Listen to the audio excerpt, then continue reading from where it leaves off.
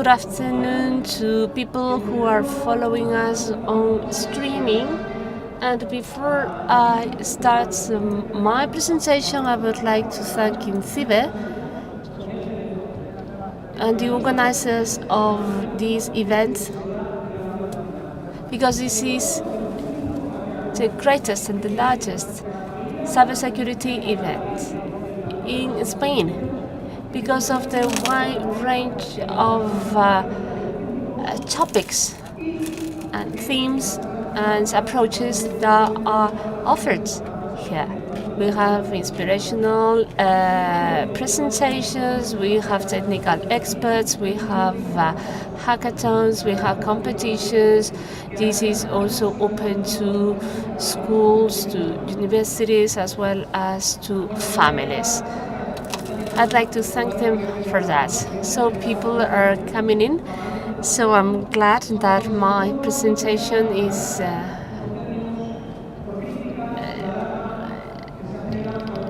sounds interesting. So I would like to refer to some elements that have been trendy in recently universities, and the title that I gave to my presentation is Hacking the University. So with this title, I want to call draw attention to the fact that universities should continue investing in cybersecurity. I would like to clarify here that no university has had their accounts committed, or no university data have been compromised or disseminated. I will start by introducing myself and also the teamwork where I am, and I would like to share with you current research I'm doing. I also would like to share with you basic concepts that, although basic are necessary to follow my presentation. We will see how to launch automated web attacks, and then we will also see a simulated attack and the design of it, and then we will see what are the components that I need for that simulated attack. We will be talking about execution tools and and because I come from the university, the teaching value of this presentation is related to ethical hacking and how to solve vulnerabilities, and I will give you some basic guidelines for that. As I say, I will introduce myself. So this drawing that we see here is my assistant. My assistant will accompany me all throughout the presentation. He will be helping me out in everything that I will be doing here. It doesn't really make sense to introduce myself if I do not present the team of people I work with. I would like to introduce Andrés Caro and Pablo García. They are teachers at Polytechnic University. Andrés is the head of the chairship where we deal with secure development and technology. Then we have José Andrés Félix and Ángel Casada from the Viewnext technological service company, and they allow our investigation to be directly transferred in terms of knowledge. That is to say that everything that we do at university translates into real world. And now, Laura Martin and Gemma, loyal colleagues in my career and in my training. And now, so we regarding Cátedra, so we are within the center of competencies that we have created. Cátedra is part of the observatory. That is to say, how to carry out all the research, proof of concept, tools, etc. And now, focusing more into the contents of my presentation, I would like to highlight the following.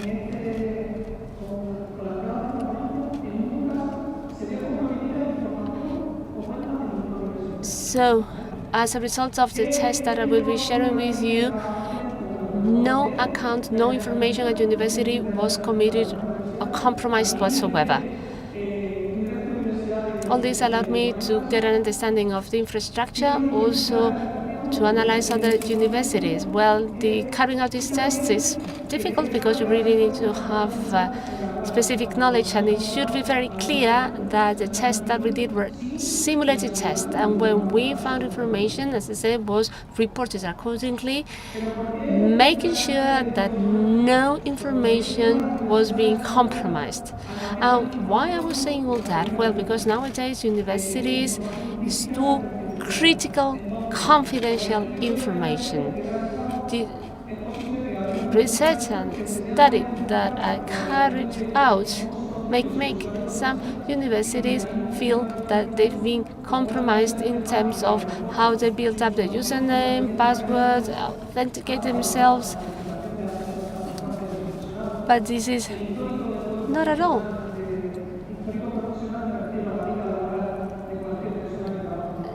So no data has been compromised. Emails. Often the user that identifies us centralizes the email accounts that we manage, and also very important, banking data and payments. And I also would like to advocate for ethical hacking.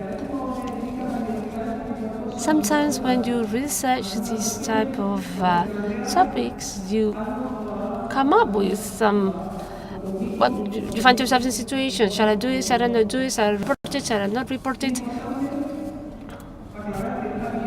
It's important to clarify that ethical hacking is carried out with the authorization and permission of the stakeholder.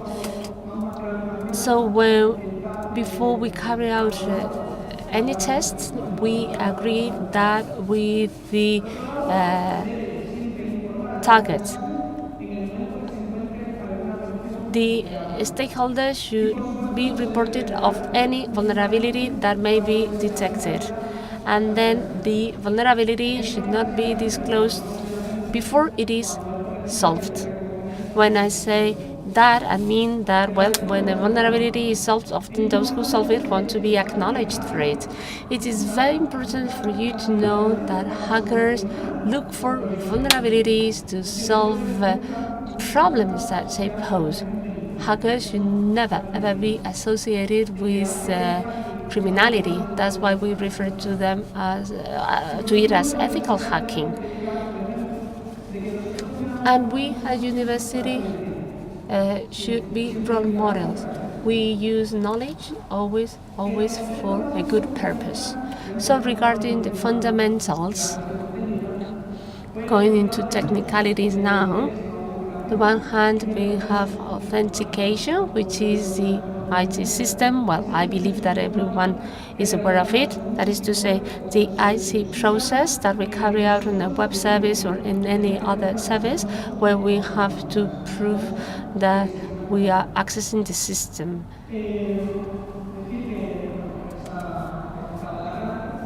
So this is the definition of the Spanish Dictionary of Language. Well, I'm just showing them just to let you know that they don't have an HTTPS protocol. And now I'd like to refer to authentication form. These are pages that we often find when we have a username, a password, and then a button to send or to log in, or where we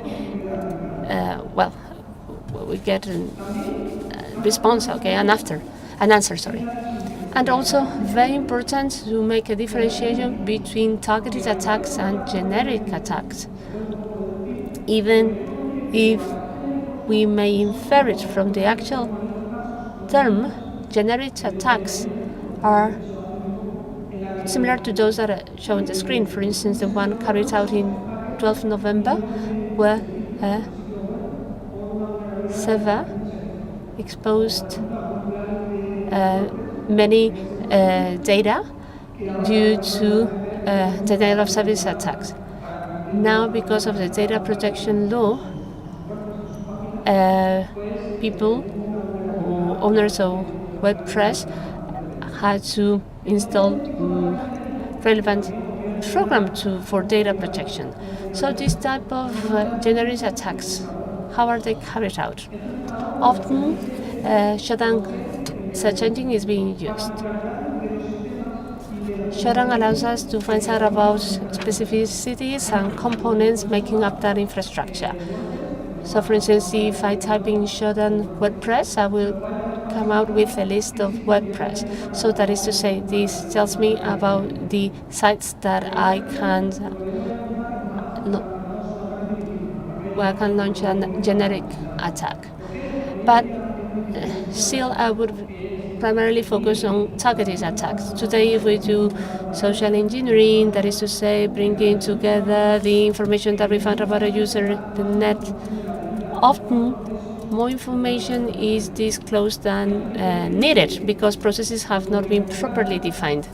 But this means that if I knew how a username is built, I could end up finding this information. Here in drawing, we can see a wall.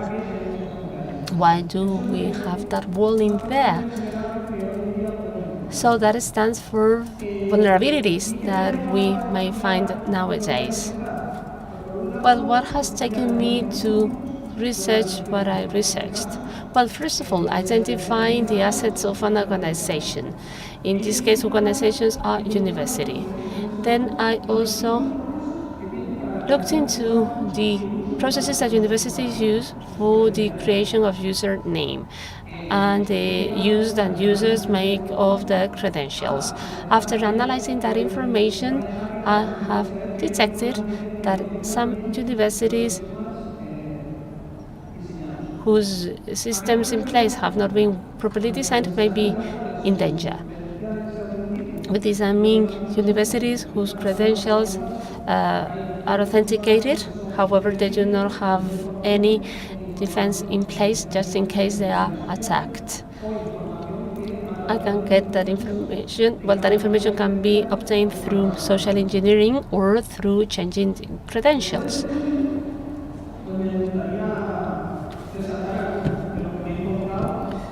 So these are some of the things that I found out in my research. First of all, well, often people typing as a username the ID number.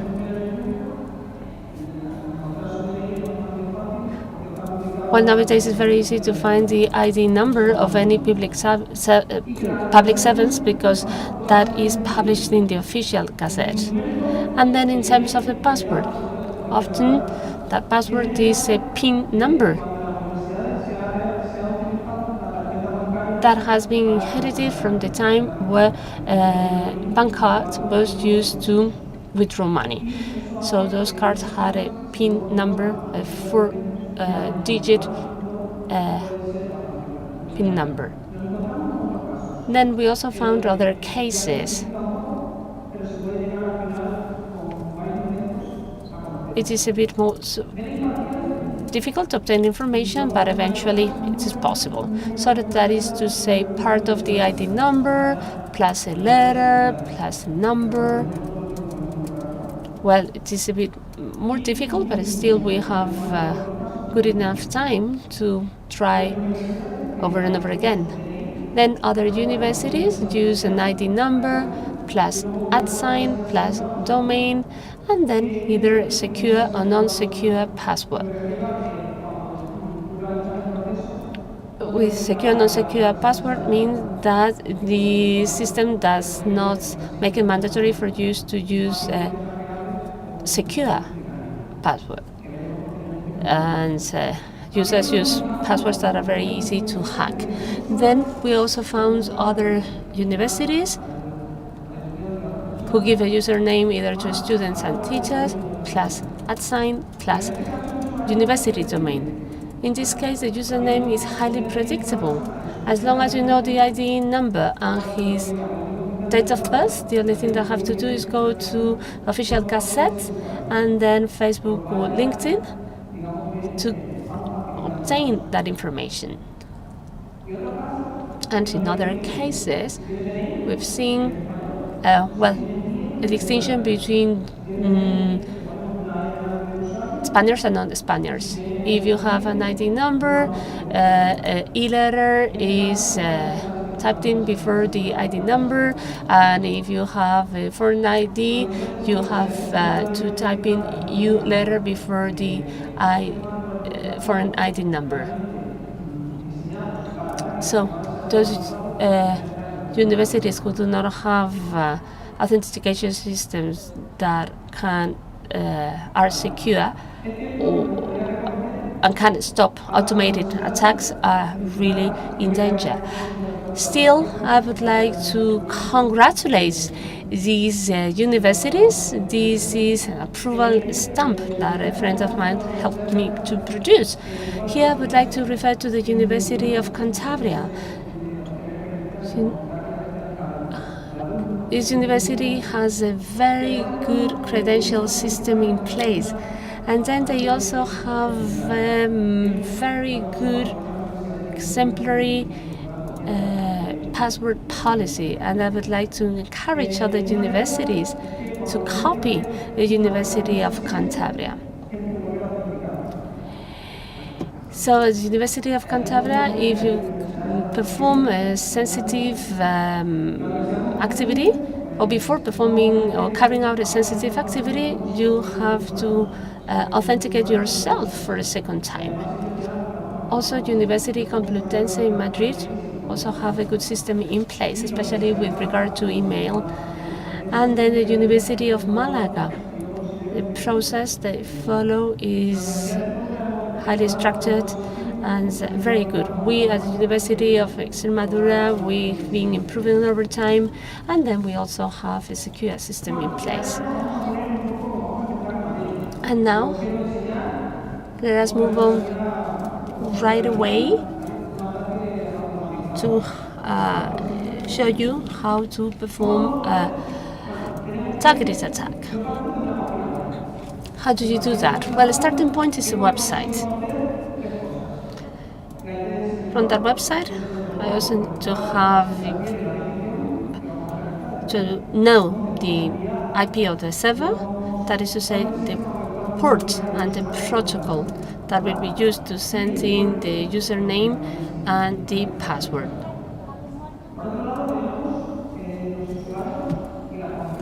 Then we also have username and password. Here on this website we will have to identify the parameters that we will be using for our request. And then the button and the answer that we will get. Action as well as the response message.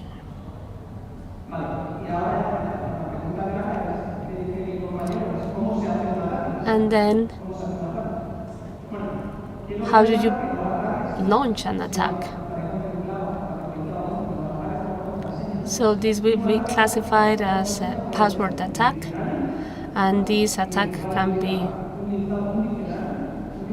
carried out through a dictionary with thousands and thousands of words, as many words you can think of. There are several of them available to be downloaded, which are quite good. Also password phishing,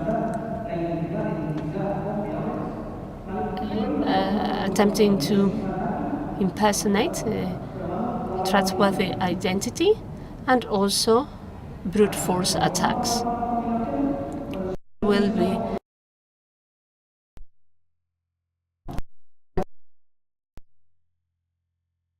users. These are real ID numbers, also with real letters. I don't know whether these people are alive or not, but these are ID numbers that I can generate through script. And then, on the other hand, we also have the password. That is to say, numeric code with a maximum of 6 digits. What else do we need?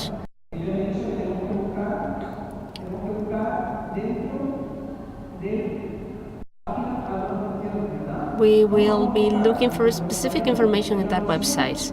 How are we going to look to find that information? Well, we have Tamper Chrome, which is a Google Chrome add-on. That tool will help us obtain the parameters of the actual server, the ports, as well as the transfer protocol. What for? Well, to later analyze on that very same page the answer that we get from the URL, as well as the message. We will need the login message telling us whether the username is correct or not. We will also need information about the website as well as other information. What do I mean by other information? When I was making the research, I was trying out some things, and then when that information failed, then the website gave you lots and lots of information which was also of value. So that's important also to analyze that other information that the website returns. So remember that we have generated a username and password either through a script or online or through any other tool. And what is the objective?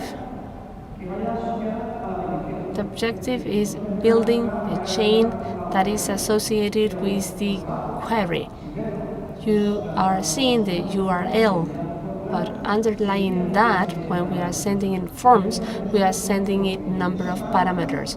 This is what we have to build up. That is to say, those parameters in line with the website design. So if the username is ID user, we will have to identify that in our query. Or if it is password, we will have also to look into that. And all that should be concatenated. So this is what we see before the ampersand.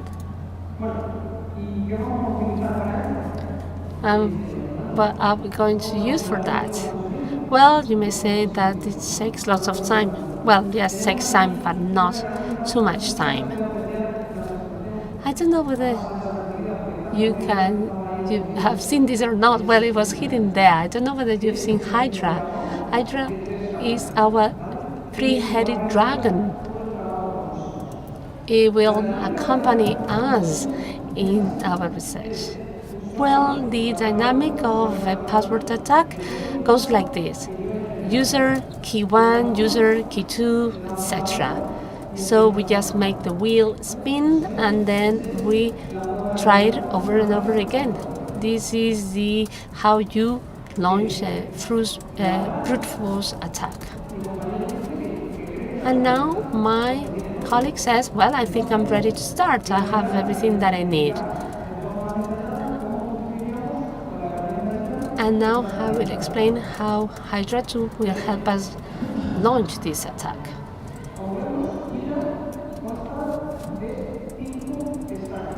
Hydra has 5 tabs. We will have to go through all of them and to fill out the information needed so that the query is correct and therefore accepted by the server. First, I have these 2 options. One is for multiple targets. And what is the objective of this multiple target? Do you remember when I told you how to launch a generic attack? There we will list all the targets we want to attack. And then, on the other hand, we also have a single target. So, authentication system, server, we enter it there. We had that information before. Then we will have to set up the port and the protocol. In the simulated testing that we did, we used the 443 port and then protocol HTTPS. There are many protocols out there. You may use SSH, SSH2,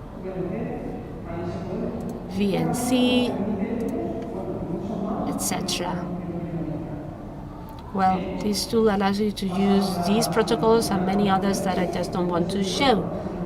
Now we know the port, the server, the protocol to send in the query, and we continue.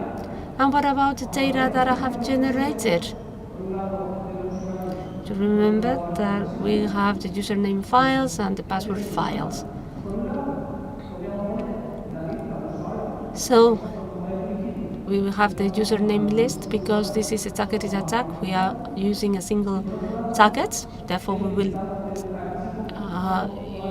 write only one username, and then we have a password list, and here we could spin the wheel.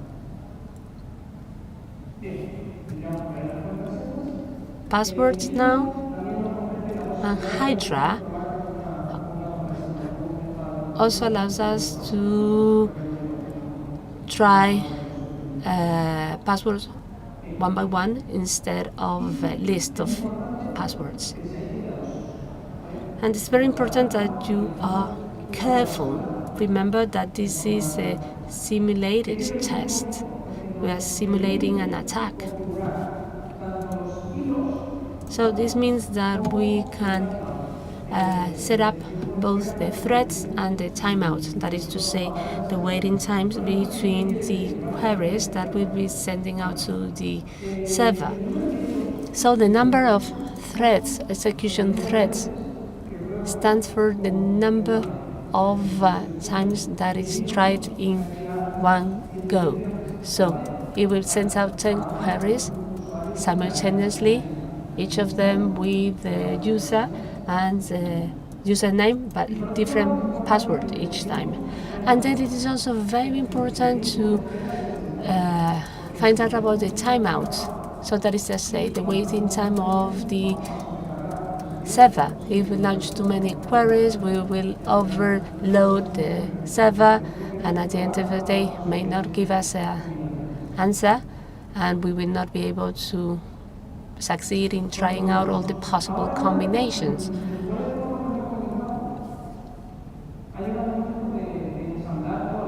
Now it is time to assemble all these parts. In the next tab, we will be using Tamper Chrome. If we, as I say, just in case we don't know any of the parameters. And this is the most difficult part of the tool. That is to say, configuration of each of the protocols. What protocol have we selected? Well, we have selected HTTPS. Therefore, we are in second line now. And I told you before that our objective was to build up a chain. To build up a chain, we need to have the URL, the parameters. So remember that we have the server and we want to attack. That may be the URL. And then we will also need the URL where we will be logging in, where we will be making the attempt.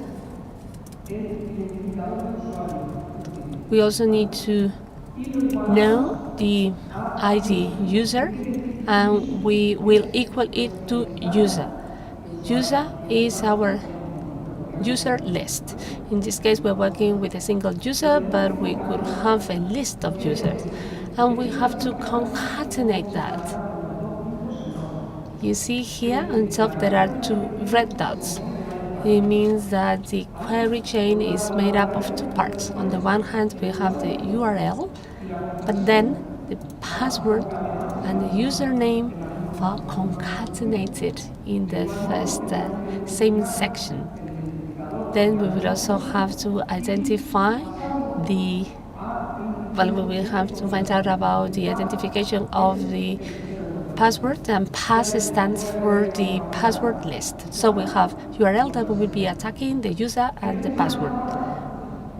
What else do we need now? Well, now we need to send it.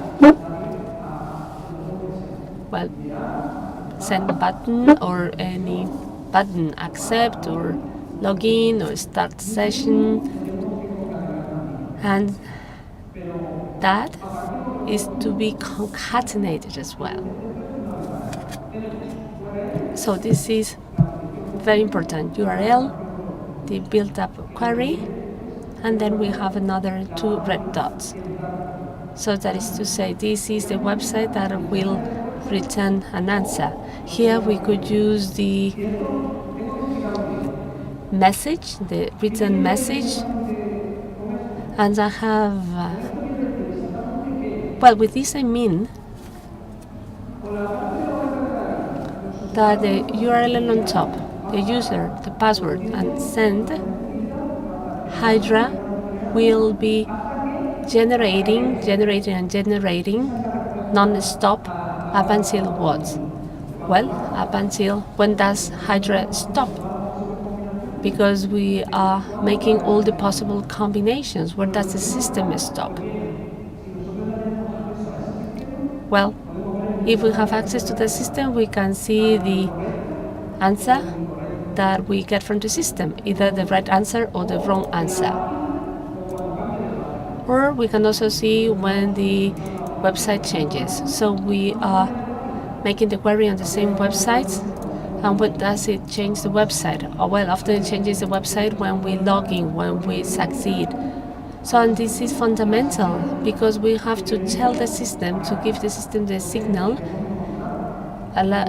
for it to stop, because we have found the right user and the right password. This is how Hydra works. And now my assistant told me that now he will take some time, he will make a break, and he will watch the Good Doctor TV show.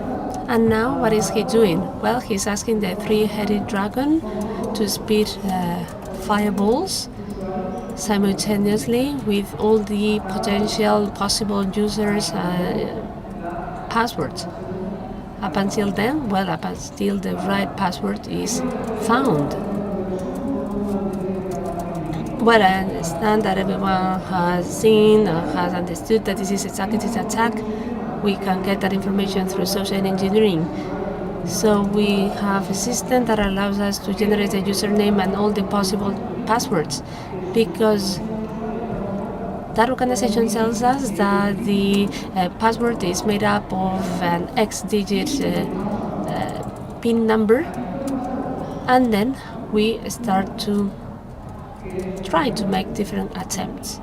Here two things may happen. So first of all, there may be no limitations or restrictions. I'm attempting. So nothing stops me from keep on trying. And the second thing that may happen, which is more frequently found, is that it says, well, when you get it wrong 4 or 5 times, they make you wait for a minute. Then if your next 5 attempts are wrong, then they make you wait for 1 more minute. So this is a defense mechanism, but that is more targeted for generic attacks, but not for targeted attacks.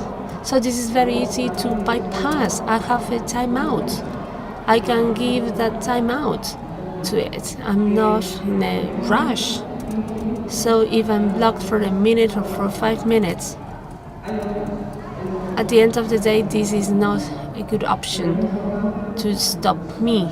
I would like to highlight that. So we may send in 3 or 4 queries, and the next queries may be found to be wrong, And this is so because the system has stopped you for some time, and we could bypass that by changing the timeout.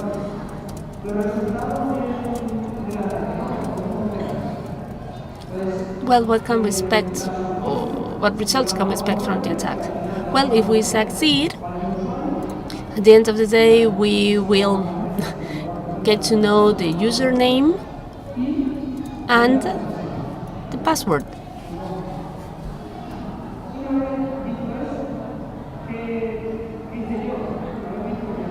And what did I do after that?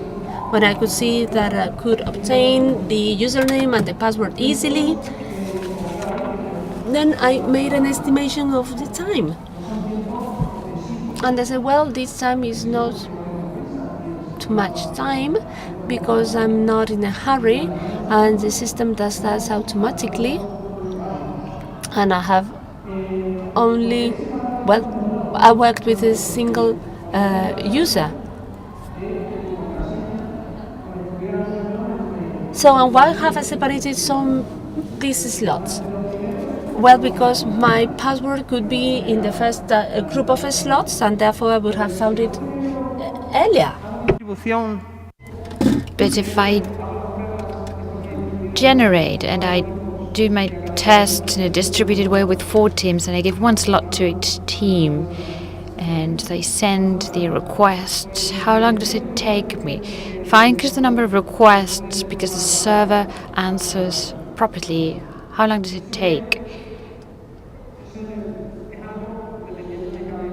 That depends on its infrastructure, on its time, depending on the system load. But it was a problem because sooner or later, I had the feeling that I was going to achieve my goal.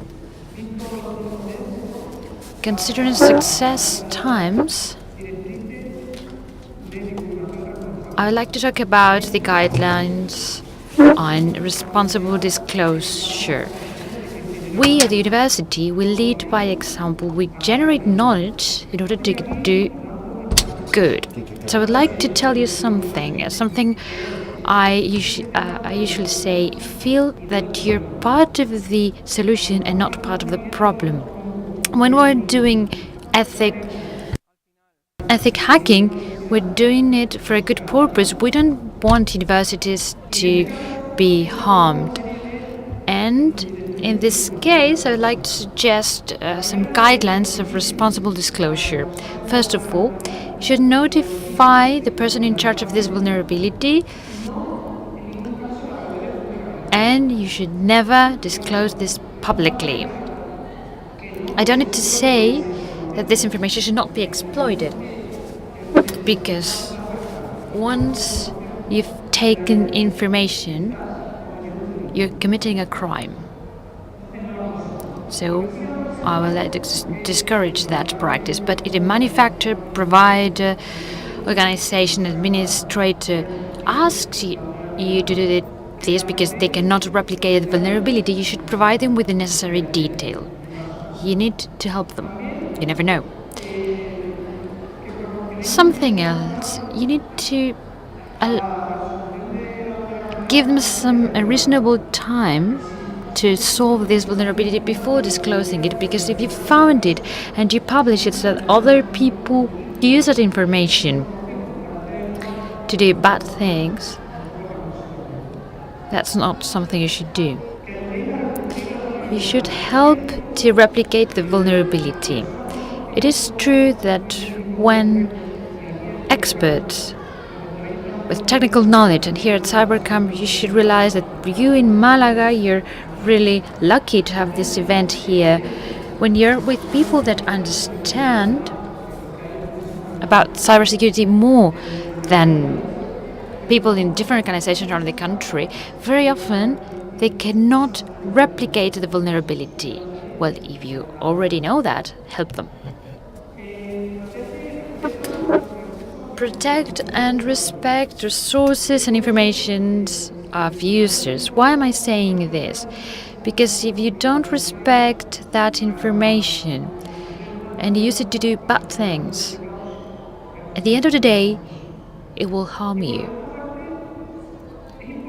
This part is important.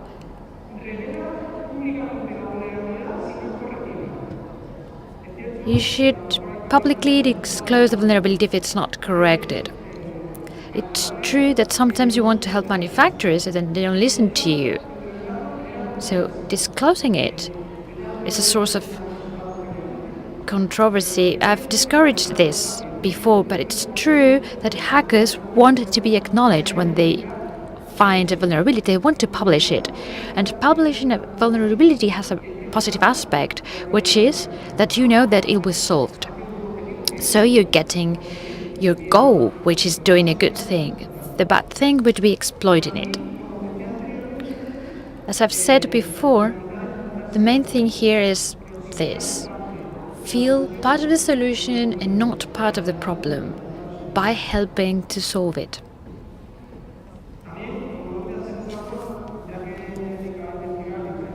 Since I've done some research about authentication system in different universities, their process they have for returning credentials, I would like to suggest some guidelines for improvement.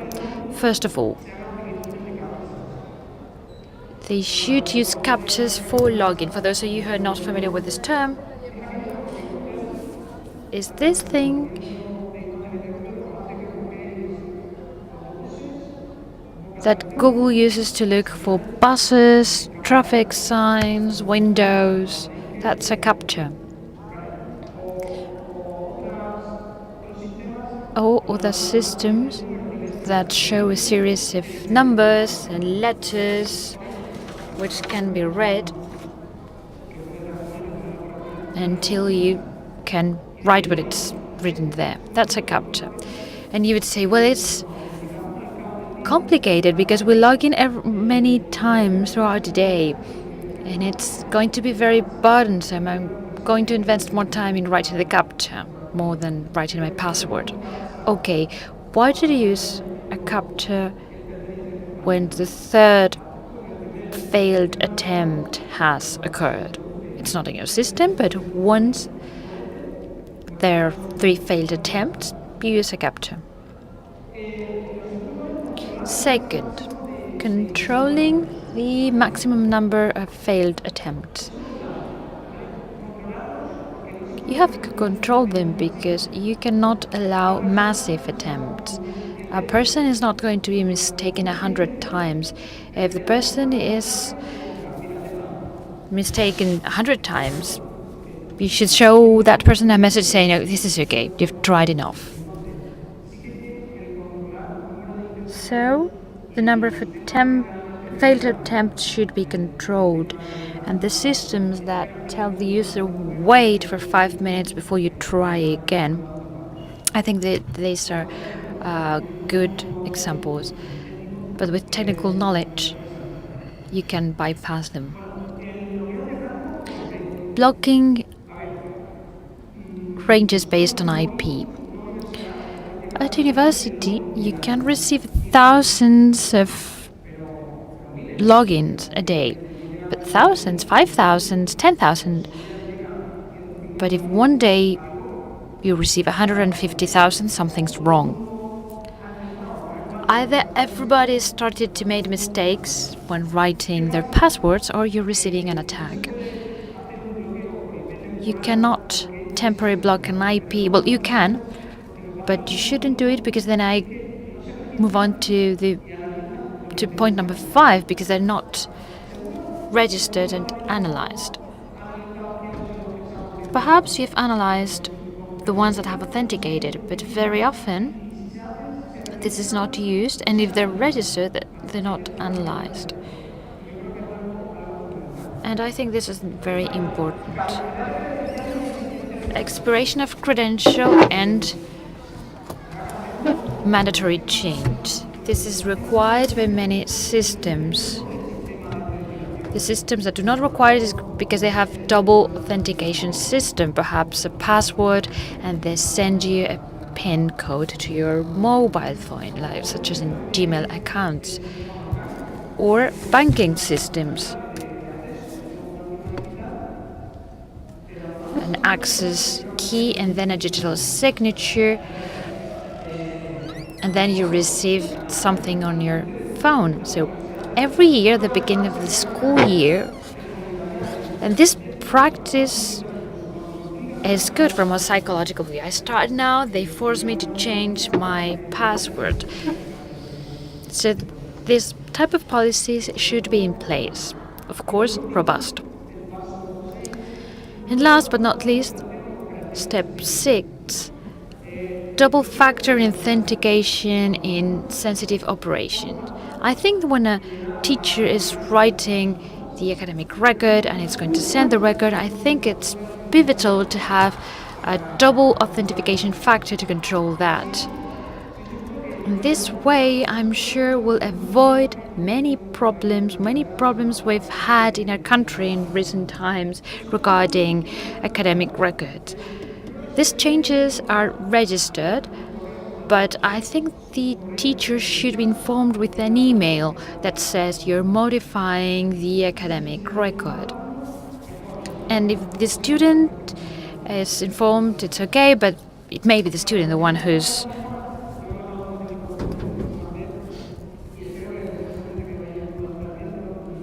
and this is the guidelines I suggest. And if you are scared about the name of this lecture, these are the rules I follow.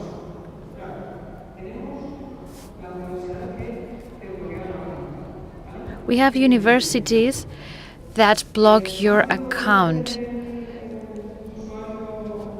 and they tell you, well, if you failed for 3 days, you'll be out for 1 day. That's denial of service.